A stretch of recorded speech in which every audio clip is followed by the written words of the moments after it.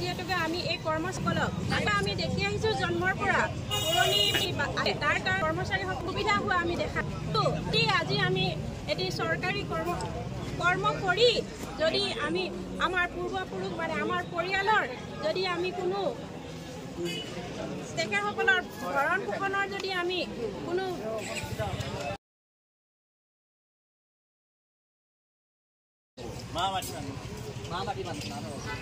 আজকের পুরনো pension employees অ্যাসোসিয়েশনের আজকের কর্মবিরতি অনুষ্ঠানের আমরা জেলা সদরে শুধু প্রতীকী একটি অবস্থান ধর্মঘট পালন করার জন্য আয়োজন করা হয়েছিল। সকল কর্মচারী যাদের সকল ডিপার্টমেন্ট এবং সকল বিভাগের সকল কর্মচারী তাদের নিজস্ব কর্মস্থলে উপস্থিত থেকে ওপিএস বাতিল করতে হবে, ওপিএস বহাল করতে হবে, ওপিএস বহাল করতে হবে, ওপিএস বহাল করতে হবে, পুরাতন পেনশন নীতি বাতিল করতে হবে, পুরাতন পেনশন নীতি বহাল করতে হবে, পেনশন নীতি বহাল করতে হবে, নতুন পেনশন নীতি বাতিল করতে হবে, নতুন পেনশন নীতি বাতিল করতে হবে, নতুন পেনশন নীতি বহাল করতে হবে, নতুন পেনশন নীতি বাতিল করতে হবে, নতুন পেনশন নীতি বহাল করতে হবে, নতুন পেনশন নীতি বহাল করতে হবে। আমাদের দাবি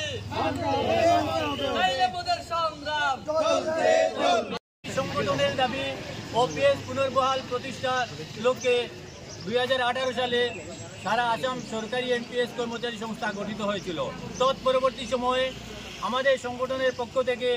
ওপিএস পুনর্বহালের দাবিতে বিভিন্ন কার্যসূচি হাতে নেওয়া হয়েছিল। এরই অংশ হিসাবে আজ সারা আসামের সঙ্গে সংগতি রেখে আমাদের করিমগঞ্জ জেলায়ও সর্বাত্মক কর্মবিরতি পালন করা হয়েছে। কর্মবিরতির জন্য আমরা নির্দেশনা দিয়েছিলাম আমাদের সংগঠনের পক্ষ থেকে যে প্রত্যেক সরকারি শিক্ষক কর্মচারী প্রত্যেকেই যে যার কর্মস্থলীতে গিয়ে হাজির হয়ে নিজ নিজ যথাস্থানে স্বাক্ষর করে কর্মবিরতি পালন করবেন। চালু করতে হবে সংগ্রাম চলছে চলবে করতে হবে OPS